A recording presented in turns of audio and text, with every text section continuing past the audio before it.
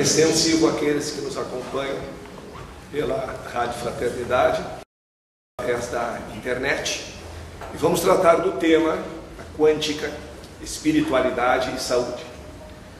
Para chegarmos lá, vamos primeiramente dar uma rápida passagem pelas visões da física, até para mostrar àqueles mais assustados que não se trata de um bicho de 7 cabeças, que é perfeitamente compreensível. O que há de errado, inclusive no nosso método de ensino, e afasta muitos estudantes, é que a física é ensinada no nosso ensino médio como um conjunto de fórmulas, e diga-se de passagem, bastante complicadas, ao invés de ser ensinada como um conjunto de ideias.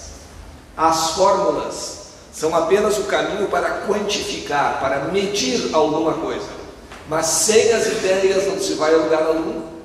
E exatamente por isso que quando a ciência nos descreve o universo, nós, acreditando na ciência, nos preparamos para viver neste universo que ela nos descreve. E assim, passamos de uma física antiga que descrevia um universo do qual nós não podíamos participar, onde éramos simples observadores, para uma nova visão científica que nos traz responsabilidade, porque nos eleva à condição de co-criadores.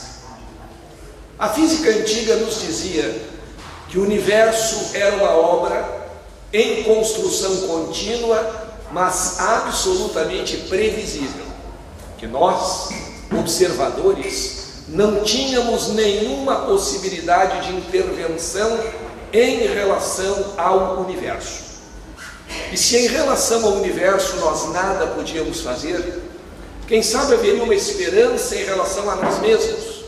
Mas aí, a biologia, seguindo as linhas mestras da filosofia da ciência, da física da época, que era determinista e materialista, dizia que tudo em nós estava determinado a partir da fecundação.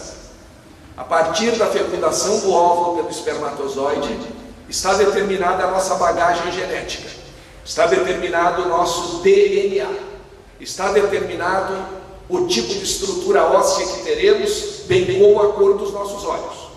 E os fatalistas biológicos diziam que também está determinado o caráter, as inclinações, as tendências naturais, a emoção, a propensão para as artes, para a filosofia, para a ciência, também está determinado, havendo apenas pequenas influências ambientais. Então nós seríamos a nossa genética e o nosso ambiente, e nada mais.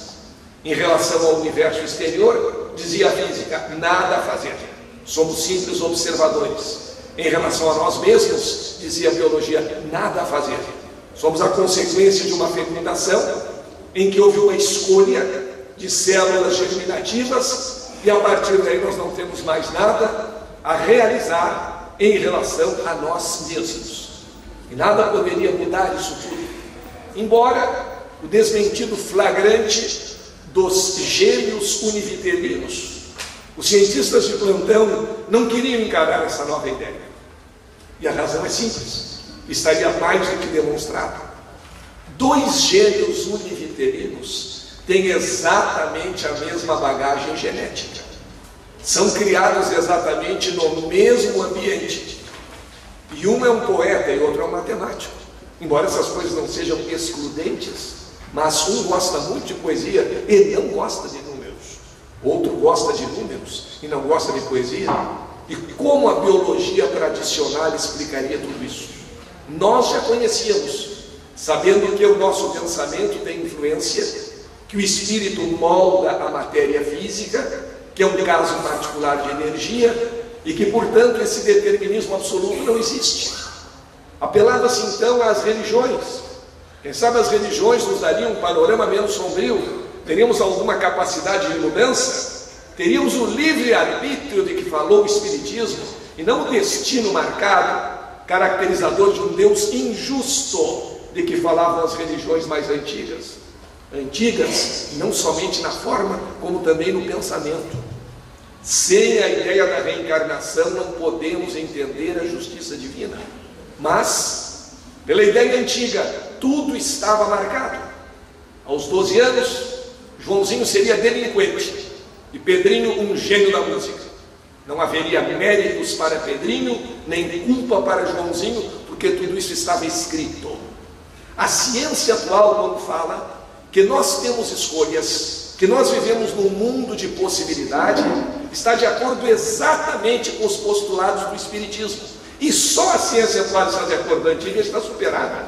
E não estava de acordo. Kardec diz que nós temos livre-arbítrio. Se temos livre-arbítrio, temos possibilidade de escolha. É o que diz a física quântica. Vejam que frase, que parece poesia e é física.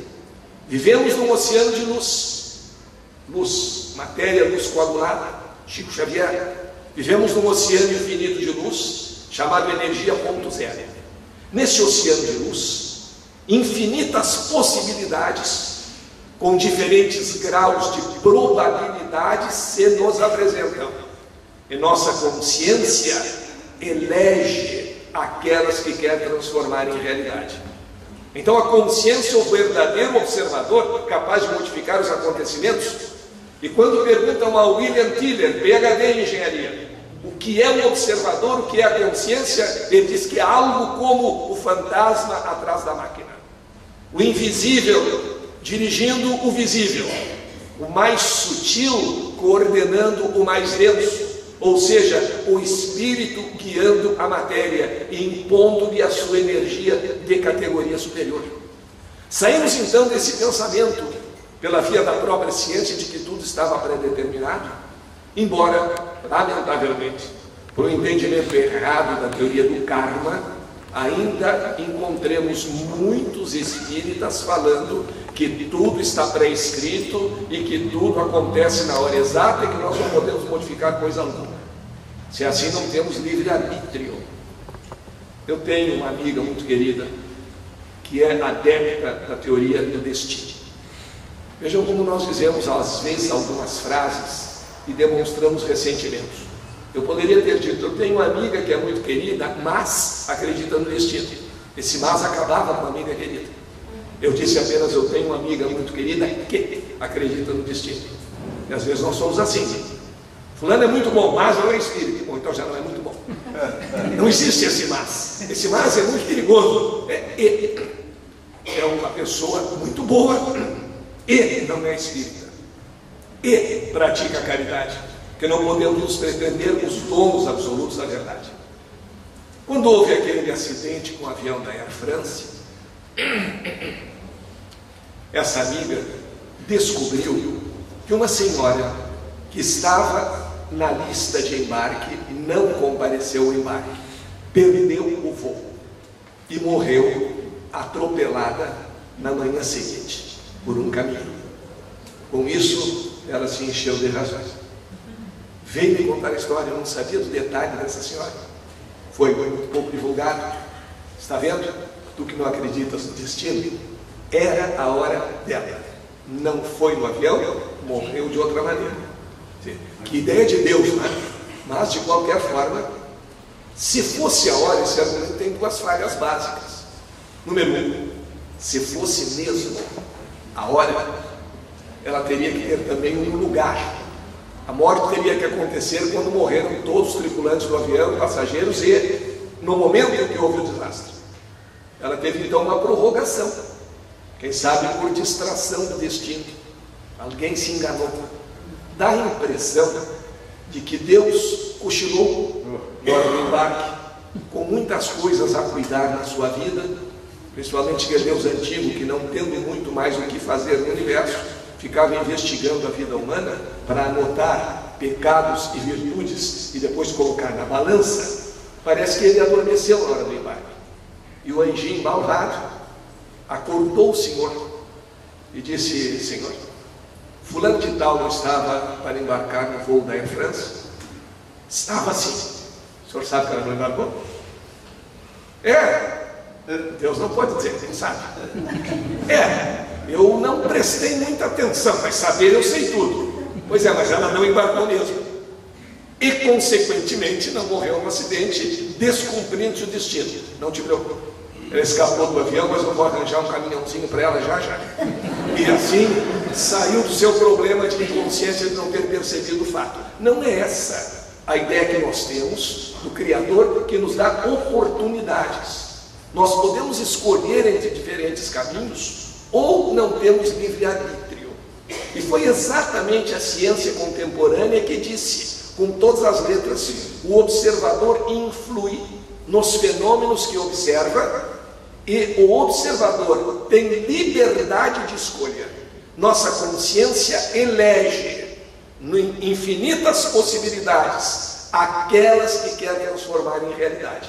Então passou-se de um paradigma, de um modelo mecanicista, em que tudo estava escrito, não havia participação do ser humano no próprio universo, para um novo modelo, em que fomos elevados à categoria de co-criadores, através da ação da nossa consciência espiritual.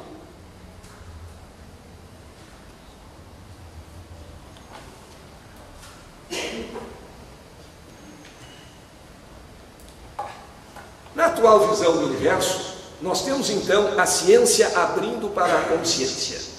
E a frase conhecida do pensador William Osler: quanto maior a ignorância, maior o dogmatismo.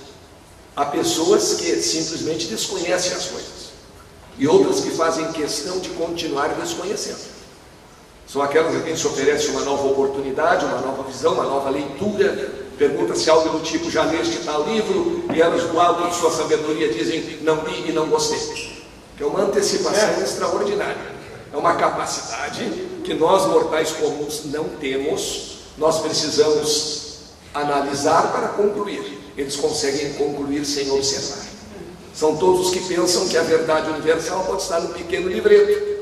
E eles acreditam que fora desse seu manual de instruções não existe salvação. E se sabe hoje que a vida é um projeto que se desenrola a partir do plano mental. Há um projeto de vida. Os vitimistas se autopunem, determinando que eu vou ser sempre vítima, que eu vou ser sempre perseguido, e não percebe a realidade em seus diferentes níveis, porque existem diferentes níveis de interpretação da realidade, o que nos leva a respeitar toda a forma de conhecimento. Existem diferentes formas de conhecer. O Instituto de Meteorologia, com todo o seu equipamento sofisticado, faz apenas previsão do tempo. Ou seja, hipótese mais provável sobre o tempo amanhã ou depois. E com uma semana de antecedência, não há possibilidade de previsão, a não ser de grandes acontecimentos. O nosso caipira lá no interior, na beira do açude, olha para o céu, no pôr de sol, e diz: amanhã chove, e chove. É uma forma de conhecimento. E uma forma de conhecimento, por incrível que pareça, mais moderna, que nós temos que unir à forma do conhecimento antiga. Porque o conhecimento anterior, o conhecimento científico que se praticou até hoje, colocava a realidade lá e o observador aqui. Eu era alguém fora da realidade. O nosso querido matuto, que diz que amanhã vai chover e chove mesmo, ele não está se sentindo fora da natureza. Ele está integrado com a natureza. Ele é a natureza. Os seus ossos, a sua energia, a sua mente sentem o que está acontecendo. Como uma célula é parte do nosso corpo. Ele vive uma experiência de integração com a natureza e ele, assim, a parte sente o que está acontecendo com o todo e acerta num outro nível de conhecimento, num outro nível de realidade. E por isso nós devemos respeito a todos esses níveis de conhecimento. Quanto às visões da física, para chegarmos à quântica, na física clássica, nós tínhamos simplesmente aquela ideia mecanicista e se dizia que nós não tínhamos nenhuma possibilidade de intervenção em relação ao universo. O universo era uma máquina e nós, dentro desse universo, também éramos máquinas, sem consciência, buscando apenas a teoria clássica da evolução, hoje superada e com mais de 12 novas correntes, o darwinismo, buscando apenas a sobrevivência do mais apto, a alimentação e a perpetuação da espécie, a perpetuação do DNA. Hoje se encontra na natureza não só o mecanismo da sobrevivência do mais forte, como também se encontram os mecanismos de cooperação. E há mais cooperação no universo do que a luta pela sobrevivência do mais forte e sua imposição sobre o mais fraco. O interessante é que esse tipo de pensamento do universo máquina, do homem-máquina sem consciência, ele nos permitiu uma série de atitudes errôneas. Estaríamos agindo de acordo com o universo. De acordo com a mecânica newtoniana, em que tudo estava pré-estabelecido, o que acontecia? Como a lei do universo é a lei da força, e as coisas só funcionam à força, então era muito lógico, estava dentro das leis naturais, que o mais forte se impusesse ao mais fraco. Que o país militarmente mais equipado subjugasse o militarmente menos equipado.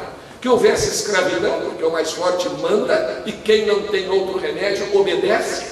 No universo descrito assim, o homem era o lobo do homem, de Hobbes, e não o homem irmão do homem de Jesus. E essa paisagem científica, essa descrição equivocada do universo, começa a mudar com a teoria da relatividade. O observador passa a ser a medida de todas as coisas. Se observarmos uma colônia de bactérias, vamos dizer que as bactérias vivem pouco tempo e se reproduzem rapidamente.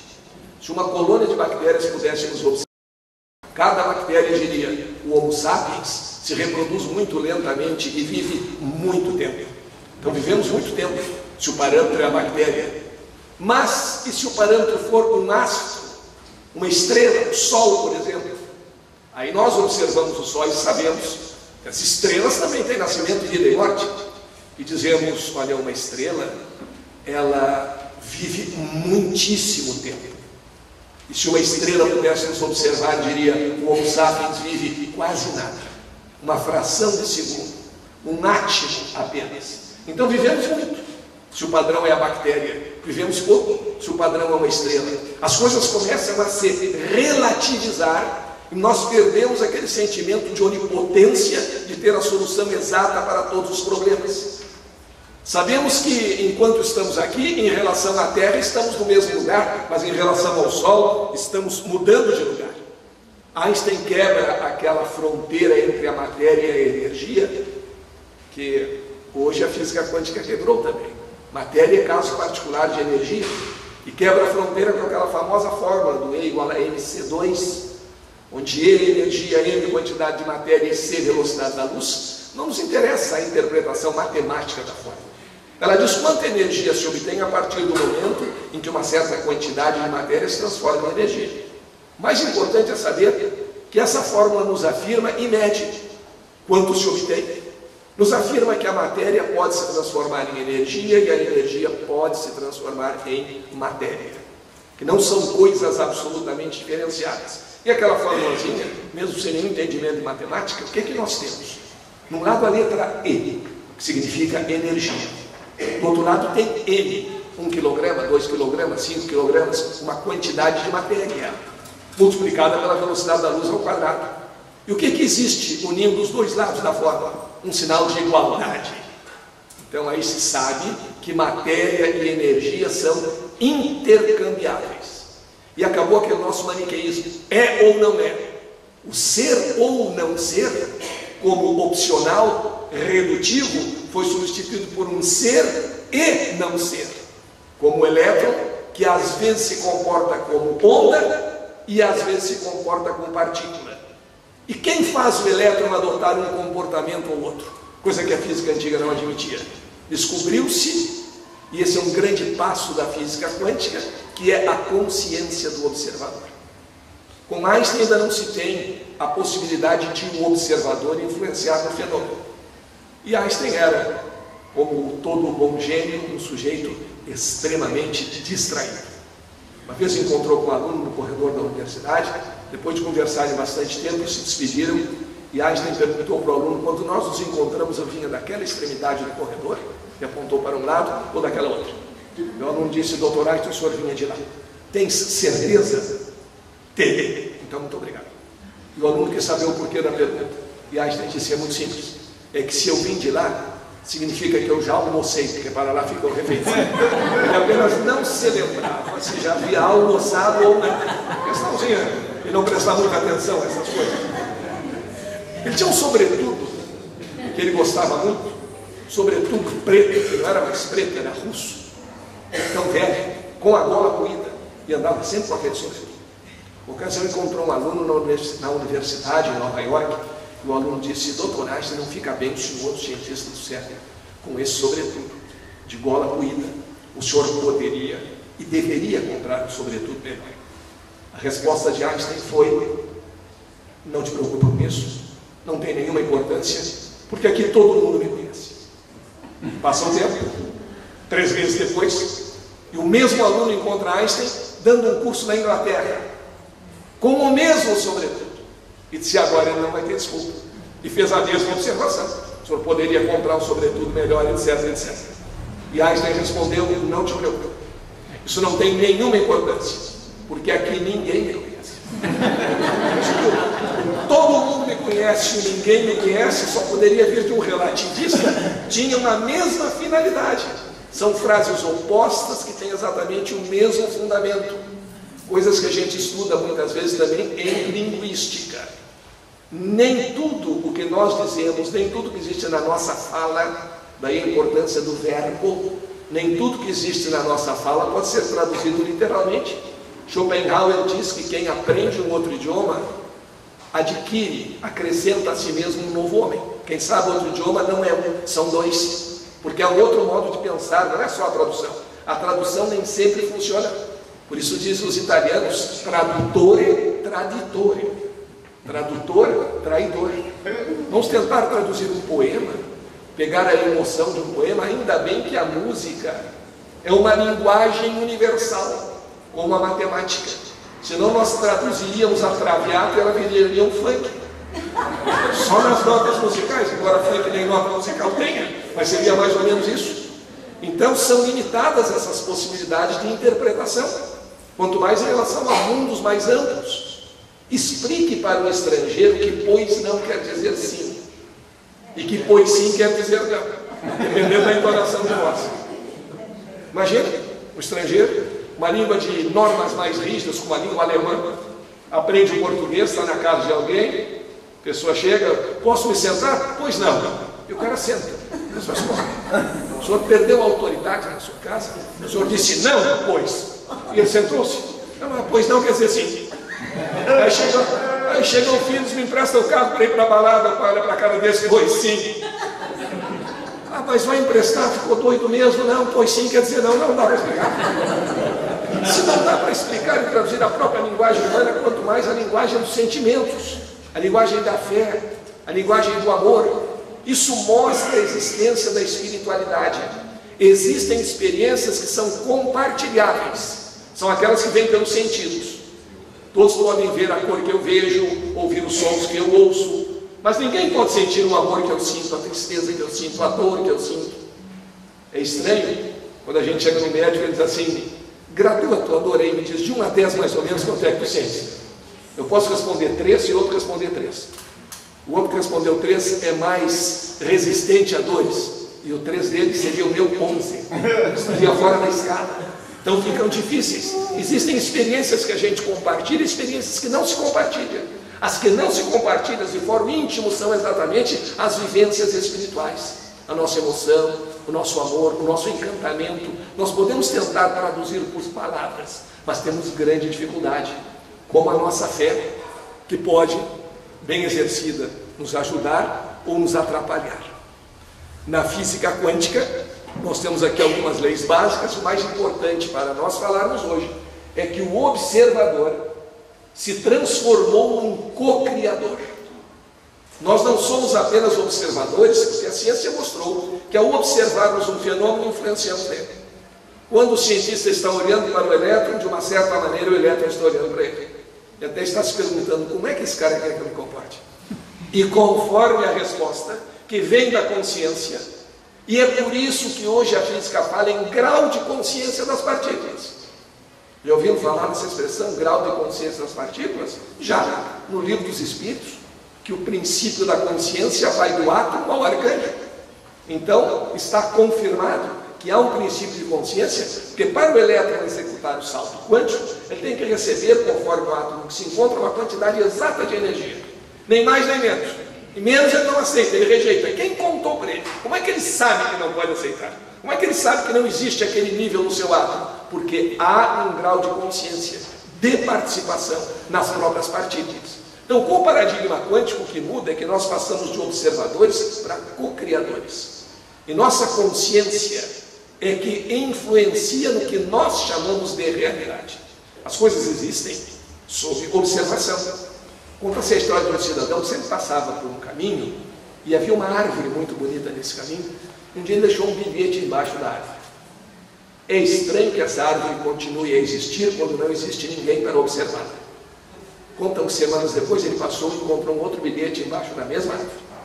Dizia: Senhor, estranho e até bizarro é o seu pensar. Essa árvore existe e continua a existir porque está sempre sendo observada por mim, observador supremo, assinado Deus. É essa consciência criadora que observa o universo em cada instante e que recebe as informações do universo.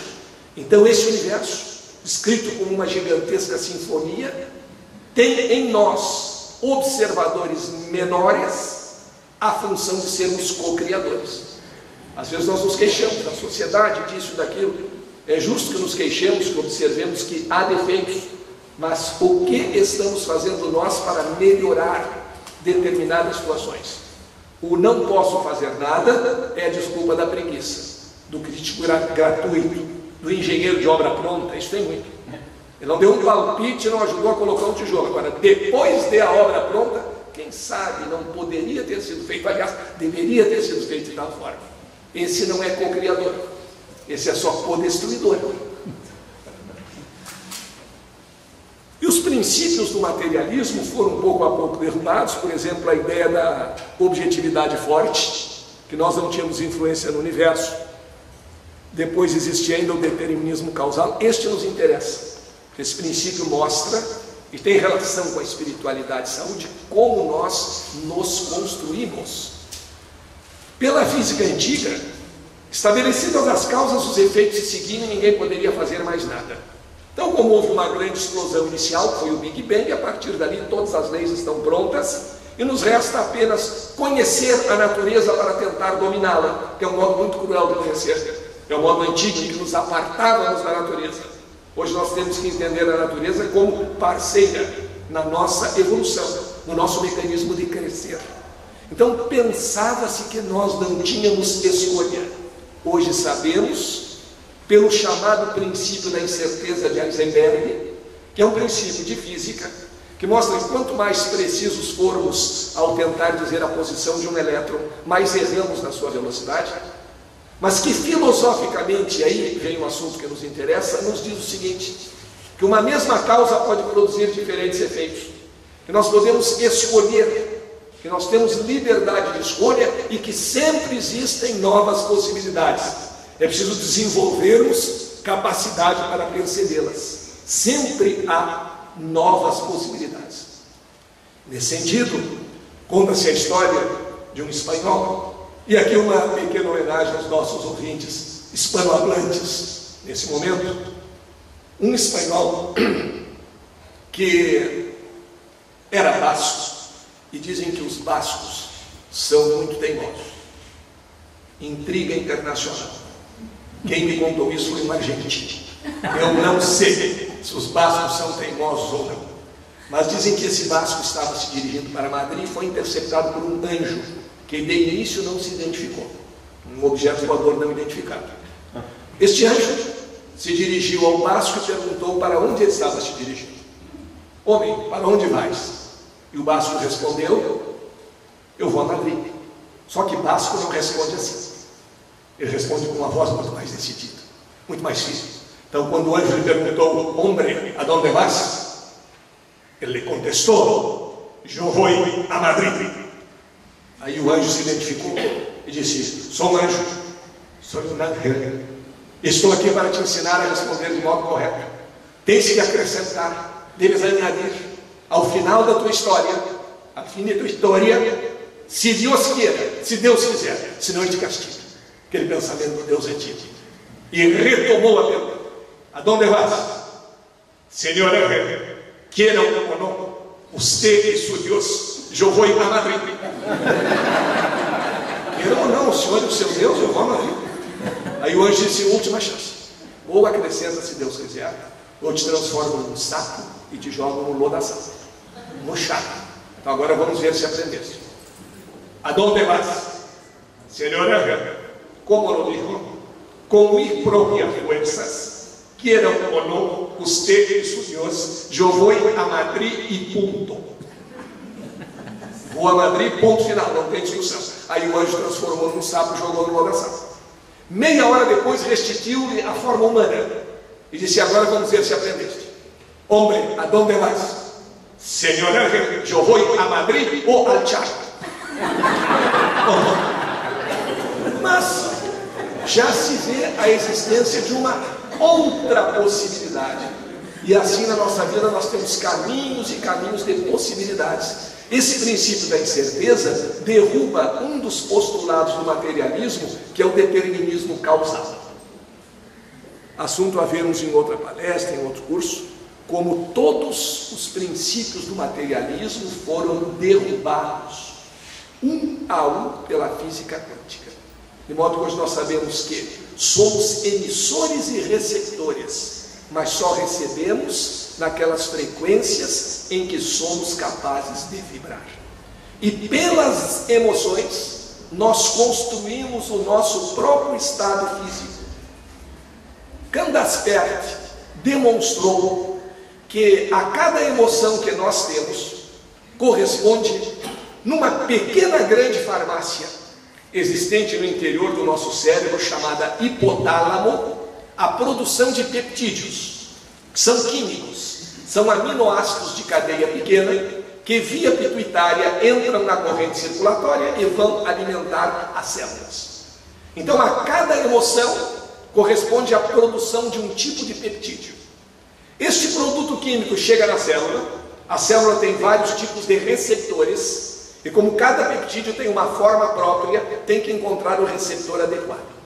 Como se houvesse uma porção de fechaduras com diferentes entradas para o núcleo da célula e o peptídeo fosse uma chave. A chave pode se adaptar a uma fechadura ou não. Para simplificar, vamos imaginar que os peptídeos têm uma forma diferente. Digamos que os produzidos pelo amor e pelos bons sentimentos, resumindo, que são centenas, os produzidos pelo amor, pelos bons sentimentos, sejam redondinhos. Produzidos pelo mal querer, vitimismo, quadradinhos. Então, cada vez que nós vibramos com o amor, nosso cérebro produz químicos redondinhos, que chegam na célula. A célula tem todo tipo de receptor. O produto redondinho bate numa entrada quadradinha e não passa ali. Tenta outra, não consegue, se perde na corrente circulatória. Nós perdemos muito dos alimentos que ingerimos, nunca aproveitamos 100%. Agora, se o redondinho encontrar o receptor redondinho, ele vai ao núcleo da célula. E a partir dali, ele influencia no núcleo. A célula é uma unidade inteligente do nosso organismo. As células pedem água ao nosso cérebro, pedem alimento, pedem aquilo que necessitamos. E assim também, quando as células absorvem os peptídeos produzidos pelo amor, indiretamente elas pedem amor, porque elas pedem aquele alimento. E como é que aquele alimento é produzido? Pelo amor. O mesmo para o ódio. E as nossas células têm todos os receptores.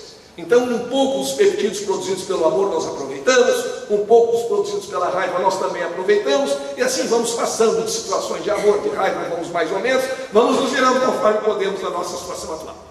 Agora, se nós bombardearmos continuamente as nossas células com o mesmo tipo de emoção, aí duas coisas muito importantes acontecem. Primeiro, a célula é uma unidade inteligente e precisa de alimentos. Então, se nós estamos sempre brigando com alguém, sempre mal com a vida, sempre queixosos de alguma coisa, alguns se queixam até da expectativa. Há pessoas que vivem armadas contra o mundo. Meu patrão me deu um aumento hoje. Ah, meus parabéns, diz o amigo. Não. Aquele cara vai dar aumento, não é nada de parabéns, é alguma bomba por trás disso. Alguma coisa de mais ele vai me pedir, isso não é bem assim. O marido chega em casa muito feliz, muito contente, porque essa alegria toda está disfarçando alguma coisa. Pode ir contando logo o que aconteceu. As pessoas então assim estão armadas, e mesmo as boas notícias produzem más emoções. Sabe qual é o resultado disso? Número 1, como a célula é inteligente e pensa na sua forma de pensar, ela vai dizer o seguinte: eu tenho receptores redondinhos e quadradinhos. Redondinho é uma raridade, não pinta redondinho aqui no pedaço. Agora quadradinho chega a toda hora, e eu estou perdendo muito alimento, porque só chega quadradinho, eu tenho muito receptor redondinho. Sabe o que ela faz? Transforma os redondinhos em quadradinhos, deixa meia dúzia de redondinho para alguma eventualidade. E aí quando vem os redondinhos não fazem muito efeito, porque tem pouco receptor. E aí o que acontece? O que ela pede para o cérebro? Quadradinho. Como é que ela pede o quadradinho para o cérebro? Estás muito estranho hoje, não brigaste com ninguém? Estás doente? Temos que ter alguma briga, algum conflito. E é interessante, quando nós não podemos nos livrar de uma dependência negativa, nós estamos viciados nela. E o Joseph Dispenza, junto com a Gandaspert, demonstraram que nós podemos nos viciar em emoções. Da mesma maneira que podemos nos viciar em qualquer fármaco externo. É o mesmo processo, viciar a célula, habituar a célula àquele tipo de alimentação. Só que essa alimentação das nossas emoções não precisa comprar, é produzida no nosso hipotálamo. É produção da própria materialidade do nosso cérebro, tocada pela manifestação emocional do espírito. E é por isso que as pessoas raivosas ficam cada vez mais raivosas. E aí os pessimistas dizem, tudo piora com a idade. Não, algumas coisas de fato pioram, mas nem tudo, porque as pessoas amorosas também se tornam cada vez mais amorosas. E qual é a reversão? Nós sempre queremos a solução externa, a solução na farmácia. Estou gorda, diz a senhora de 40 anos de marido rico. Já fiz 12 lipos, isso é um orgulho. E vou fazer a minha 13ª. Cuidado com o número. 13, pode não ser muito bom. As soluções que nós buscamos, em geral, são externas e devem ser internas. Tem algum comprimido para não ficar com raiva dos outros? Para não viver brigando? Não, mas nós podemos produzir a emoção. Mas o organismo pede que eu brigue, pede mesmo. Porque nós criamos os monstrinhos, as células cheias de receptor quadradinho. Mas já que criamos os monstrinhos, agora teremos que matá-los à míngua. E é um processo que exige determinação, persistência. Cada vez que eu tenho um pensamento de raiva, quero brigar com alguém, se não vale a pena, deixa para lá, sai, passa esse pensamento, entra outro. E assim as células vendo que não estão chegando quadradinhos, que estamos fazendo o evangelho no lar, que estamos frequentando sessões espíritas, ouvindo doutrinação, entendendo a doutrina, a célula vai dizer, ué, mas não tem chegado mais quadradinho aqui, tem chegado um monte de redondinho, eu não estou aproveitando. Então vou transformar quadradinhos em redondinhos, e ela tem poder para isso. Esse é o verdadeiro querer, não eu quero ficar bonzinho, é ficar bonzinho mesmo, adaptar o próprio organismo, reger o próprio destino, a própria vida. Porque a primeira consequência é aquela que falamos, as células produzem só um tipo de receptor. E sabem, quando ela se reproduz, as novas células já vêm daquele jeito. Ou com mais quadradinho que redondinho, ou com mais redondinho que quadradinho. Por isso que existem pessoas que passam o tempo inteiro se queixando de alguma coisa e não mudam. E não mudam por dois motivos. Um, porque eles venderam aquela ideia antiga que é o destino, que é assim mesmo. Dois, porque estão viciadas naquele tipo de emoção. No fundo, gostam daquele tipo de situação que dizem não gostar, que dizem querer evitar. Então aí já há um processo de termos melhor disposição, de termos melhor saúde a partir das nossas emoções. E as ligações com a espiritualidade melhoram ainda mais a nossa aptidão para produzirmos, a partir das nossas emoções, células com receptores adequados e que se alimentem e que gostem dos produtos resultantes daquele tipo de emoção boa. Senão nós vivemos reproduzindo as coisas, não nos damos conta, vivemos em um círculo vicioso, achando que com simples palavras podemos nos recuperar. Aquele namorado que perdeu a namorada, nunca mais eu vou pensar naquela criatura, apaguei, acaba de estar pensando, e com muita força, e com muita intensidade inclusive. A técnica é substituir um acontecimento por outro. É substituir um pensamento errado, não ficar curtindo aquele pensamento e passar para outro, que assim vamos construindo melhores condições de saúde para o nosso organismo. Há muito tempo a medicina vem dizendo que toda doença é psicossomática, ou seja, tem uma componente física, maior ou menor, e sempre uma componente psicológica, também menor ou maior. E no Boletim Mundial da Saúde, em 1998, a Organização Mundial da Saúde declarou que nós temos saúde plena quando temos saúde social, capacidade de relacionamento com o nosso semelhante, saúde física, um organismo em condições, saúde psicológica e saúde espiritual. Portanto, a medicina do futuro, aquela capaz de curar mesmo, ela terá que atentar para os três aspectos do ser humano. Tem que olhar o aspecto físico, o aspecto psicológico e o aspecto espiritual. Senão nós vamos continuar, como felizmente a maioria dos que pensam já abandonaram essa corrente, mas nós vamos continuar no fisicalismo e receitando por sintomas sem sequer nos interessarmos pela situação, nem ao menos pela situação psicológica do paciente. Doutor, estou com gastrite. Como qualquer coisa, é aquela ardência no tubo digestivo, vai até minha garganta, não consigo aguentar, e eu, omeprazol 40 miligramas, um comprime todas as noites e passe bem. Está bem em casa, está preocupado, não interessa. Sintoma, remédio. Uma semana depois ele voltaria, se pudesse. Em geral pode, é fácil. Se for pelo SUS, então é uma facilidade extrema. Ele já marca com o médico para a semana que vem, porque dizem que o nosso sistema de saúde está à beira da perfeição. Eu ouvi isso de um filósofo, não lembro quem, mas eu já ouvi. Na semana seguinte ele volta. Doutor, o senhor não é médico, o senhor é mágico. Acabou completamente a azia, mas eu não consigo dormir direito. Eu viro para um lado, eu viro para outro, vou pensando uma coisa ou outra, vale uns 20 miligramas, um comprimido todas as noites, não misture com bebida alcoólica e passe mais Isso é exatamente o sistema que se opõe ao conhecimento atual, caso a caso, e não o raciocínio holístico, a visão sistêmica, que é a visão do todo. Porque esse paciente volta na semana seguinte: doutor, não mais acidez estomacal, durmo muito bem, mas quando acordo com uma angústia terrível. Qualquer problema, por menor que seja, que eu tenho que resolver, parece um tsunami mental. Até quando eu vou no armário escolher uma camisa, eu já fico nervoso. E aí eu queria dizer para o senhor que Rivotril 0,5 miligramas, um comprimido todas as manhãs e passe muito bem. Ele volta uma semana depois: não tenho azia, durmo bem, acordo sem maximizar os problemas, mas ali pelo meio da tarde, não sei se é o pôr do sol, me dá uma tristeza, uma vontade de chorar, Prozac, passe bem. E aí nós vamos tendo remédios e sintomas, sem a visão do todo. Hoje o que se aconselha, e a Universidade de Harvard aconselha agora os seus alunos de medicina a outra vez tocar no paciente. Não entender o paciente como algo distante, e mais, e o que é muito importante, e que foi debatido numa reunião em Porto Alegre, ainda no ano passado.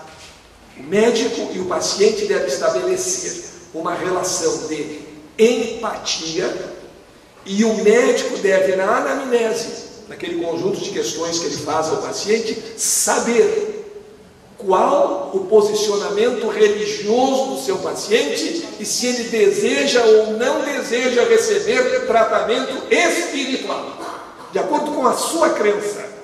Quer que mande rezar uma missa? Quer tomar um passe? O médico não precisa se transformar no conselheiro espiritual, talvez ele conheça pouco disso. Se puder, será muito bom. E respeitar a crença do paciente, porque exatamente isso, no campo da espiritualidade e da saúde, é que está comprovado. Orações, imposição de mãos, passe, irradiações, a chamada água fluida, tem efeito sobre o paciente e são métodos aceleradores do equilíbrio energético e do processo de cura. Foi o conhecimento da física quântica que abriu o caminho para que nós pudéssemos tomar conhecimento de toda essa realidade. Aqui um caso que nós já conhecemos, mas só para mostrar rapidamente a influência sobre a água que é o elemento mais capaz de receber e absorver vibrações, aquelas fotografias do Masaru Emoto. Ele congela água até -4 e depois até -50 graus Celsius, e por um processo chamado microscopia de campo escuro, ele fotografa as moléculas d'água, de acordo com o ambiente, com a vibração, com a palavra escrita fora do rótulo, em qualquer idioma. As boas palavras, as boas vibrações correspondem em formas bonitas, como aquela ali da água colhida na nascente do rio Saisho, no Japão, e aquela outra, colhida num lago extremamente poluído. Não é a fotografia da sujeira. A água que se obtém, enfim, é água quimicamente pura, é H2O e nada mais, mas ela guarda traços da sua origem. Isso é uma mensagem que a natureza está querendo nos dar para nos indicar o que representa uma nascente de um rio: vida, renovação, futuro pela frente. E um lugar poluído não pode ser um lugar de vibrações positivas, não pode ser um lugar de espiritualidade superior. E é por isso que nós cuidamos do nosso espírito e também do nosso veículo físico. Outros exemplos: submetido ao som de uma oração, vejam que forma bonita, palavras de amor e admiração, pastoral de Beethoven, formas harmônicas que dão harmonia às moléculas da água. Ao contrário disso, a diferença entre obrigado e eu te odeio. Enquanto a água vai congelando, as pessoas vão dizendo obrigado, obrigado, ou vão dizendo eu te odeio. Veja o efeito sobre a forma da molécula. E o belo atrai o belo, o distorcido atrai o distorcido. Uma ameaça de morte e a voz de Adolf Hitler.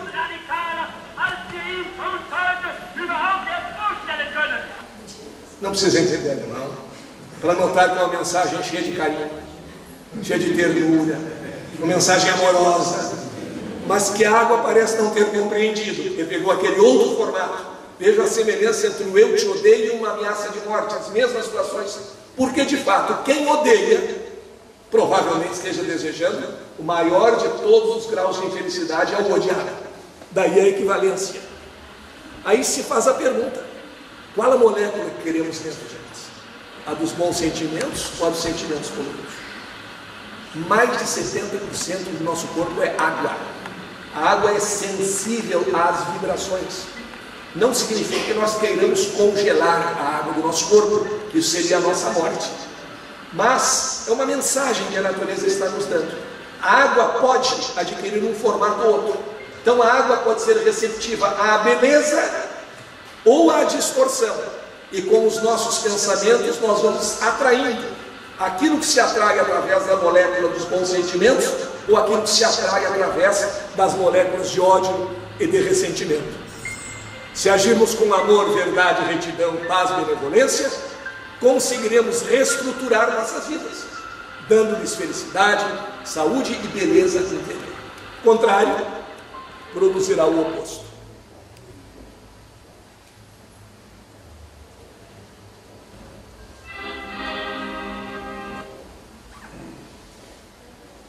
Dados estatísticos. Esses dados estatísticos foram determinados na Universidade de Duke. A Universidade de Duke parece ter um destino interessantíssimo. É das universidades americanas a mais preocupada no estudo das relações entre a ciência e a espiritualidade, e foi na Universidade de Duke que nasceu a parapsicologia, que veio comprovar tantos fenômenos da espiritualidade por outro caminho, através do professor Joseph Banks Rhine, e hoje existe lá uma fundação Rhine para estudar a parapsicologia, que apenas mudou de nome, passou a ser chamada Noetic Science. Esses dados estatísticos são obtidos através de estudos transversais, estudos randomizados. É um método de estudo, são métodos de estudo que se completam. O estudo transversal consiste em examinar num só instante diferentes componentes de um mesmo grupo e tentar relacionar dois fatores. Por exemplo, pegamos um grande clube, pode ser até um clube de futebol. Em Porto Alegre existe um só. É uma imitação grosseira que tem 3 cores. Aliás, até nisso é errado, uma das cores é preto e preto não é cor, mas deixa lá. No estudo transversal, vamos imaginar que nós tenhamos um grande clube e vamos verificar todos os sócios deste clube com 60 anos ou mais e verificar duas coisas: se praticam exercícios físicos e se tem problemas coronarianos. Encontra-se aí que muitos que não praticam exercícios físicos têm problema coronariano. Só que esse estudo chamado transversal é uma fotografia instantânea e não permite, embora a gente saiba, mas não permite o simples estudo a relação de causa e efeito. Ou seja, fulano tem problemas coronarianos porque, entre outras coisas, não faz exercício físico, ou fulano não faz exercício físico porque o coração não lhe permite. Essa relação, qual é a causa, qual é o efeito, não se chega no estudo transversal. Então se adiciona ao estudo transversal o chamado estudo randomizado.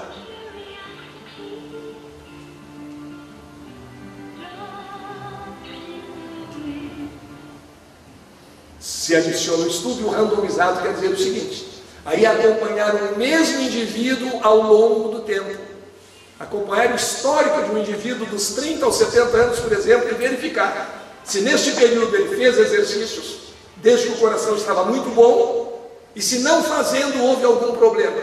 Aí com esses dois tipos de estudos nós temos, primeiro, uma simples relação entre duas coisas que observamos, e no randomizado, acompanhamento no tempo, não só no instante, nós temos condições de ver qual é a causa e qual é o efeito. Muito bem. Esse mesmo tipo de estudo foi feito entre boa saúde e vivência espiritual, transversal e randomizada. E a conclusão que a muitos surpreendeu, e para nós espíritos apenas confirma o que já sabíamos, há uma relação direta entre espiritualidade e saúde. As pessoas que se dedicam à prática da espiritualidade, às vezes até sem falar em espírito, fazendo a caridade, por exemplo, por vocação, por bondade, e as pessoas que têm algum tipo de vivência religiosa, elas têm melhores condições de saúde. Os técnicos, os médicos examinaram vários aspectos, entre eles sistema cardiovascular e pressão arterial, e verificaram uma relação. Obviamente essas relações são estatísticas, sabemos que ainda existe a missão, existe o comprometimento espiritual de cada um, mas estatisticamente, ou seja, a lei dos grandes números, pode haver uma exceção ou outra num ou outro grupo, mas as pessoas que cultivam a espiritualidade têm em média melhores condições do seu sistema cardiovascular e pressão arterial mais bem equilibrada. O que não quer dizer que Mahatma Gandhi não pudesse sofrer de hipertensão, por exemplo. Poderia, não sofria, mas poderia. Mas no grande grupo, no grande número, as pessoas que praticam a espiritualidade têm melhores condições de saúde. E assim se fez o estudo a respeito do passe, utilizando o esquema chamado duplo cego. É um sistema de pesquisa em que alguns grupos são examinados e um não sabe o que está acontecendo com o outro. Um dos exemplos disso aí, uma experiência muito interessante, feita na Coreia do Sul, com dois grupos de mulheres que tinham muita dificuldade para engravidar. Todas as dos dois grupos em idade fértil, mas com grande dificuldade de engravidar. Elas foram separadas em dois grupos, e um grupo não sabia o que estava acontecendo com o outro. Só se chamava grupo A e grupo B. Recebiam exatamente o mesmo tipo de tratamento médico. Mantinham, em média, o mesmo número de relações sexuais por semana. Só que um grupo recebia oração de meditadores treinados, que se reuniam 3 vezes por dia, meditando, pensando, orando, para que as mulheres, por exemplo, do grupo A conseguissem engravidar. Era tudo igual, o tratamento recebido por um grupo e por outro, com uma diferença: um grupo recebia orações e outro grupo não recebia orações. O grupo que recebia orações não sabia que havia oração, nem o outro sabia se estava ou não estava recebendo, nem se falou nisso. E ao final de 6 meses, o número de mulheres grávidas no grupo que recebeu oração foi 60 a 65% maior do número de mulheres grávidas no grupo que não recebeu oração. William Tiller, mostrando essa propriedade da água e confirmando as nossas ideias sobre o que nós chamamos água fluida ou água energizada, se quisermos adaptar o termo, reuniu meditadores fabricou um pequeno circuito eletrônico, reuniu meditadores, e esses meditadores deveriam pensar que aquele equipamento eletrônico, cuja planta ele não descreveu, tivesse a propriedade de fazer o pH da água baixar uma umidade. Depois que os meditadores fizeram a chamada limpeza do ambiente, e passaram alguns dias meditando sobre isso, ele colocava um copo com água, pegava um copo com água e media o pH normal da água, pH neutro, botava numa gaiola de Faraday, que é um ambiente blindado a qualquer tipo de radiação eletromagnética conhecida, e colocava o aparelho do lado de fora, e alguns minutos depois o pH da água baixava uma unidade.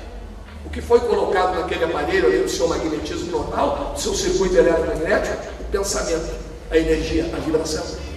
Aí ele empacotou esse aparelho e mandou via aérea para uma universidade a mais de 1000 quilômetros de distância, apenas com a seguinte instrução: meça o pH da água de um copo, coloque esse copo dentro de uma gaiola de Faraday e coloque esse aparelho perto e vejam o que acontece com o pH.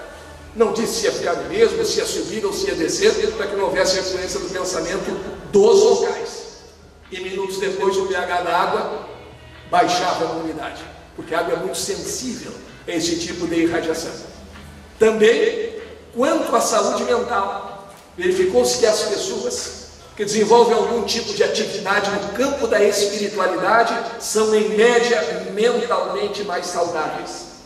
E registros feitos atualmente com PET scanners, que são equivalentes a aparelhos de eletroencefalograma, registradores das ondas cerebrais de alta precisão, com pessoas em transe mediúnico, os norte-americanos chamam os psychics, os psíquicos, com pessoas em transe mediúnico, revelam que as ondas cerebrais do cérebro em transe mediúnico, quando há uma comunicação superior, elas se aproximam daqueles padrões de ondas ideais, que revelam alto grau de saúde mental. Melhora o padrão da vibração mental durante o transe mediúnico, de acordo com o padrão da entidade manifestante.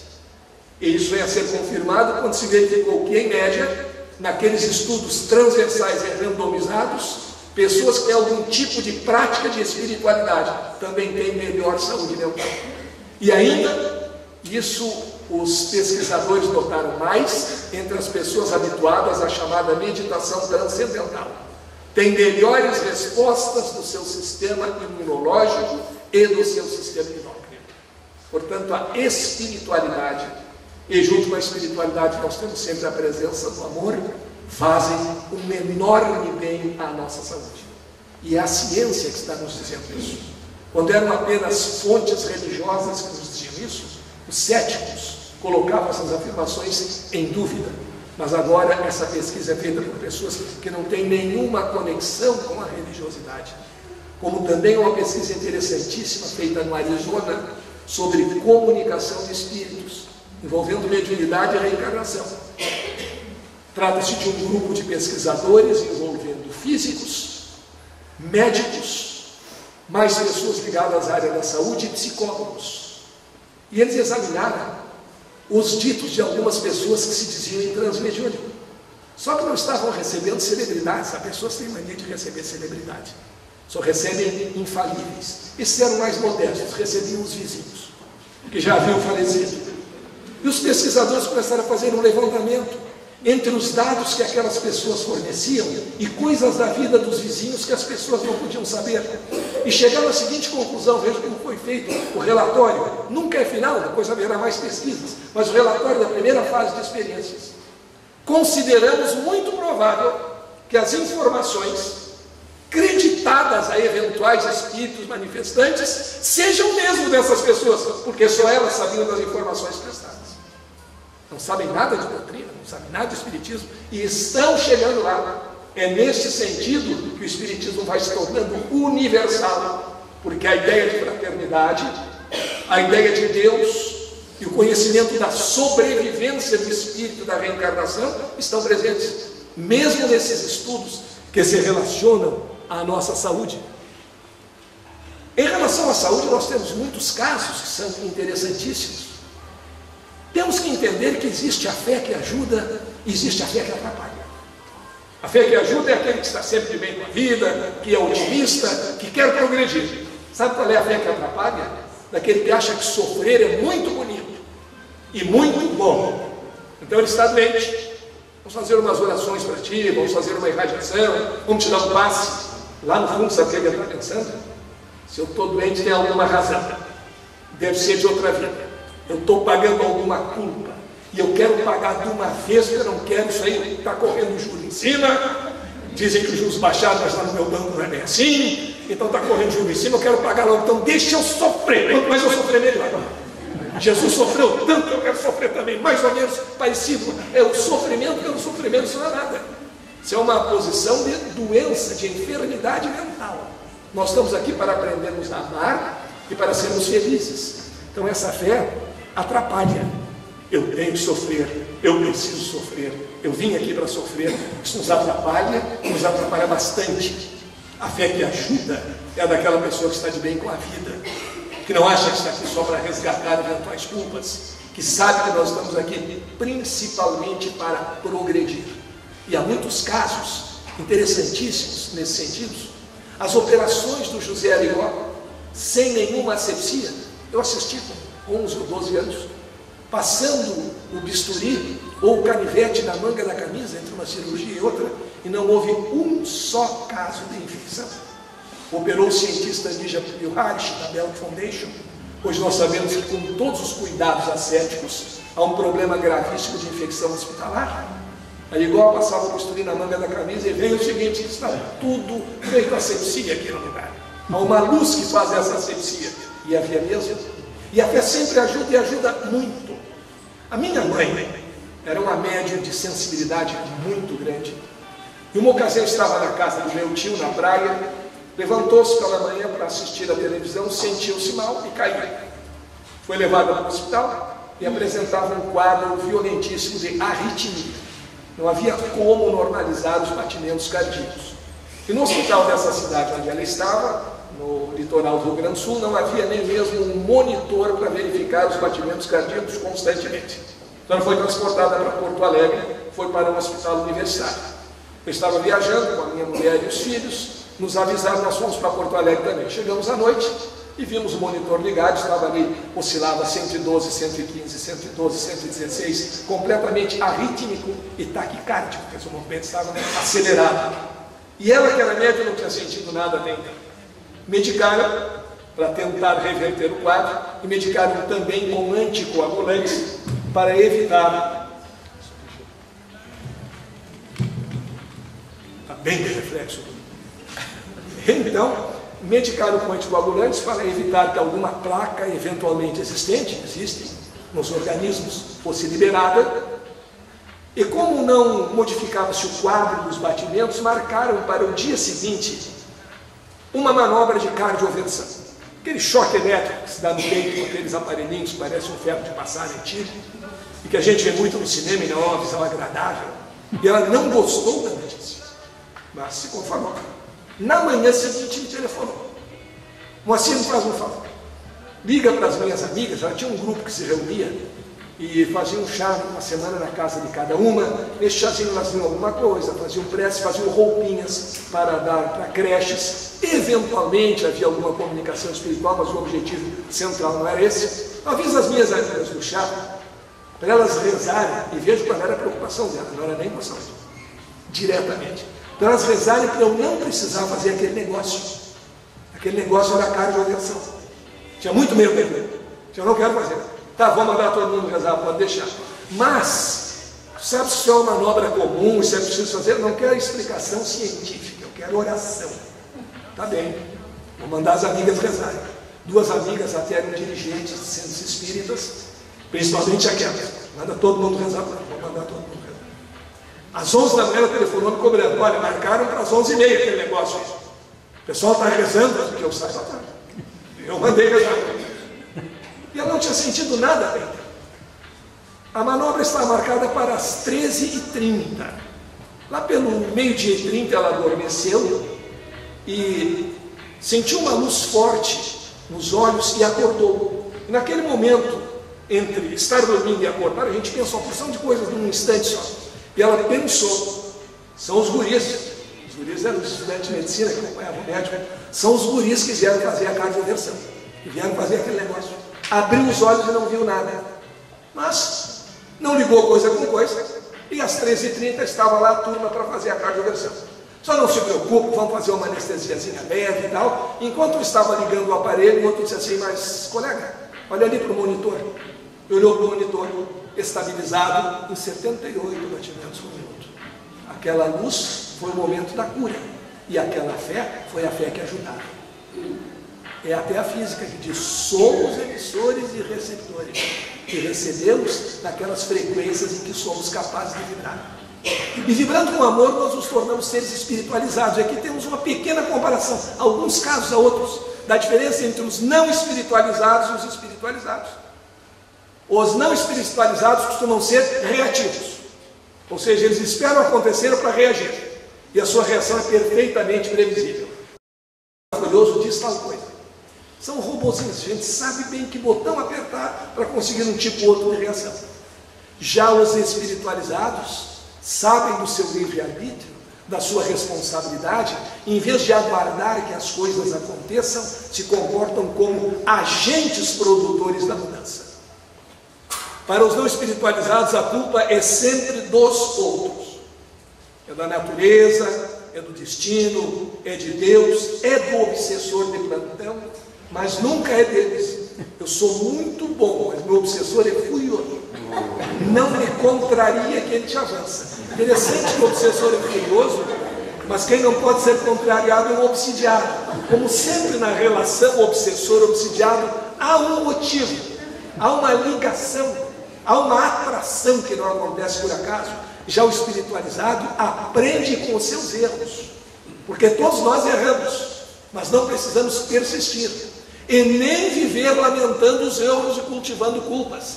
Errei e, lamentavelmente, a menos que o meu erro seja contra alguém, eu possa remendá-lo, mas em geral as nossas atitudes erradas nós não podemos retomar. Podemos até tentar um conserto, que é bom quando é possível, mas não podemos refazer, não podemos voltar ao passado.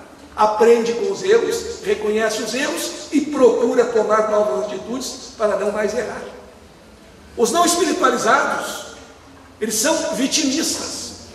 Eu sou sempre perseguido pelos outros, ninguém me entende, ninguém me ama, ninguém me quer. E os outros entendem que são co-criadores, que no ambiente familiar, no ambiente do trabalho, no ambiente espiritual, eles também cooperam na criação do ambiente. E assumem essa responsabilidade adotando vibrações positivas, atitudes proativas, sendo de fato co-criadores.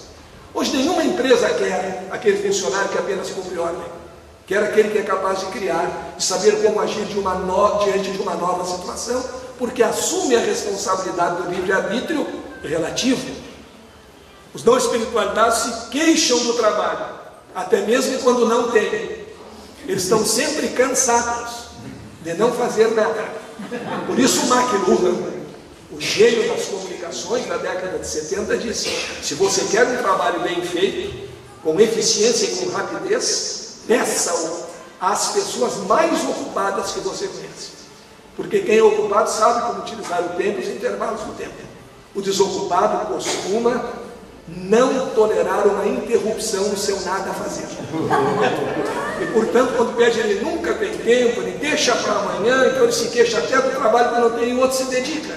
E quando nos dedicamos, rendemos mais.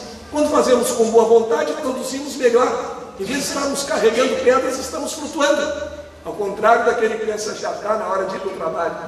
O inferno grande, aquele lugar muito iluminado, muito bonito, mas eu só trabalho porque eu quero férias. É óbvio que todos nós precisamos de férias, descanso, mas nessa eterna queixa do trabalho. Os não espiritualizados costumam postergar, deixa para depois, nega a situação. Está vendo que tudo está... Não, mas acho que não é bem assim, deixa para lá, não quero me incomodar com isso. O filho está com atitudes estranhas, ele não conversa com o filho, não é nada, gurizada é assim mesmo, não vou me preocupar com isso. Enquanto que os espiritualizados enfrentam a situação, se antecipam. É como no futebol, o bom zagueiro é aquele que antecipa. Deixar o atacante dominar a bola é mais difícil, porque aí o atacante sabe para que lado quer driblar e o defensor tem que adivinhar. E se for o Neymar, não pode passar muito perto dele, porque ele cai. De qualquer maneira, aos que postergam e aos que enfrentam. Ainda, Os não espiritualizados se conformam em nivelar pelo mais baixo. Eu sou ruim mesmo, mas tem gente muito pior do que eu. Eu só bati na minha mulher, o vizinho matou. Então, eu sou conforme mesmo. Em qualquer situação, no trabalho eu não estou rendendo nada, mas tem gente pior do que eu. Isso não interessa. Nós temos que saber que podemos melhorar e não tomando os outros como padrão em relação a nós mesmos. Então o espiritualizado busca melhorar, porque sabe que a lei é progredir sempre, e só progredimos através da melhora. Os não espiritualizados são conformistas. Para que eu vou me meter com isso? Sempre foi assim. Não vai melhorar. Não adianta. Ó céus, ó vida, que posso eu fazer? Se eu não quero fazer nada, eu não posso fazer nada. Enquanto os outros, os espiritualizados, sabem que são os agentes de todas as mudanças. Nesse sentido, então, nós podemos entender que nos compete a construção de um mundo melhor. Nos compete a construção de um mundo de muito mais amor. E como a música sempre nos traz muitas vibrações positivas, e eu sabia que ia forçar a garganta e não estaria com voz boa aqui, eu ia gravar uma música, ou ia cantar no final, mas não me atrevi muito a cantar no final. Achei que poderia haver algum problema. A minha vocação de cantor é contrariada por toda a família. Está no carro, eu começo a cantar, a minha filha já liga o rádio, se não estava ligado. Eu já entendi que não é muita coincidência, existe aí uma relação de causa. Pode cantar, eles não estão aqui? Não, mas mudaram a minha vocação, não tenho coragem. A mulher diz, para de cantar assim, parece que está gemendo e tal. Assim foi com a minha vocação de cantor. Só o cachorro gosta da minha cantoria. Eu inventei algumas musiquinhas para ele. Eu estou dentro de casa, ele está lá no lado de fora, na porta. E aí eu começo a cantar uma musiquinha que eu fiz, minha própria composição, que se intitula Vamos Dar Comida ao Cachorro. Porque o cachorro quer comer. Vamos dar comida ao cachorro, senão vocês vão se arrepender. Uma rima riquíssima. Tem uma musiquinha que acompanha. Ele ouve lá do lado de fora e fica dando giro assim na porta. Esse entendeu a minha vocação. Os outros não. Então, para não correr risco, eu pedi a um amigo que gravasse uma musiquinha para eu poder tocar para vocês aqui no final da apresentação. E vejam como é o tal de karma na vida da gente. Ele estava rouco. Mas aí entre ele rouco e eu normal, preferi ele rouco. E com o meu agradecimento por essas vibrações positivas, essa música que apesar da rouquidão do cantor, tem uma vibração muito boa.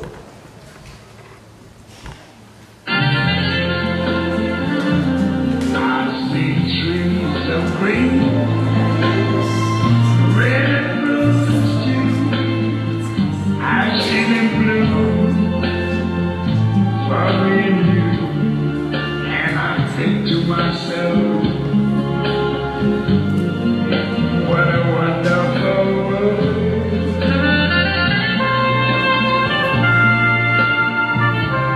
I see skies of blue and clouds of white, the bright blessed day, the dark sacred night, and I think to myself,